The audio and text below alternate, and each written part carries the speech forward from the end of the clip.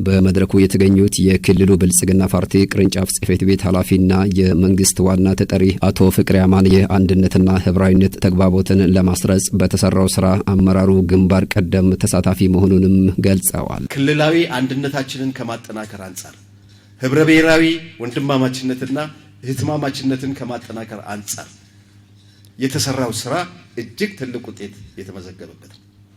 በዚህም የተነሳ ተግባርን የሚመራው አስተሳሰብ ስለሆነ አስተሳሰቡ ስለተገነባ በምንሰራቸው ተግባራቶች በሙሉ ማለት በሚቻልበት ደረጃ አመራራችን ግንባር ቀደም በመሆን አባሉን በማሰለፍ በሰራቸው ስራዎች የመጡ ውጤቶች ናቸው። በመደበኛ ፓርቲ ተግባራት የተመዘገቡ ጥንካሬዎችን ይበልጥ በማጠናከር በክልሉ ያለውን ጸጋ በአግባቡ በመጠቀም አሁንም በልዩ ትጋትና ቁርጠኝነት ይሰራልም ብለዋል። ፖለቲካና አቅም ግንባታ ስራዎች፣ በአደረጃጀት ዘርፍ ስራዎች፣ በዲሞክራሲ ባህል ግንባታ ስራዎች፣ በኮሚኒኬሽን እንዲሁም ደግሞ በወጣቶችና በሴቶች ክንፍ ጨምሮ በሀብት ልማት ስራችን ውስጥም እጅግ በጣም ቀላል የማይባል ውጤት የተመዘገበበት ዓመት ነው። በክልላችን ውስጥ ያለውን ጸጋ በተገቢ ሁኔታ ለይተን ወደ ሀብትነት እየቀየር ሰፊ ውጤት ማምጣት የሚገባን ዓመት እንደሆነ ትኩረት ተደርጎ መውሰድ የሚገባበት ዓመት ነው ማለት ነው።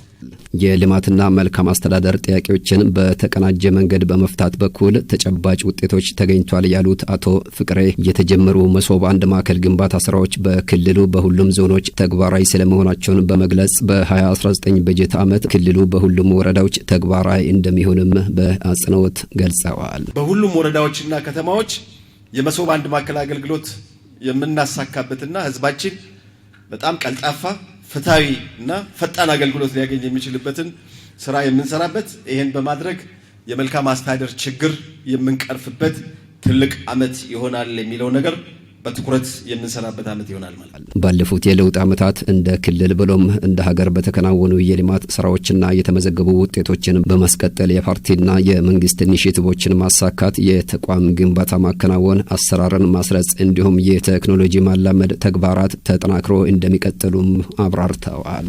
የፓርቲ ተቋም ግንባታ ስራችን ካለፉት ጊዜያቶች በተሻለ በተሳለጠ መንገድ ማሳለጥ የቻልንበት ውጤትም የመጣበት ዓመት ነው ብሎ መውሰድ ይቻላል።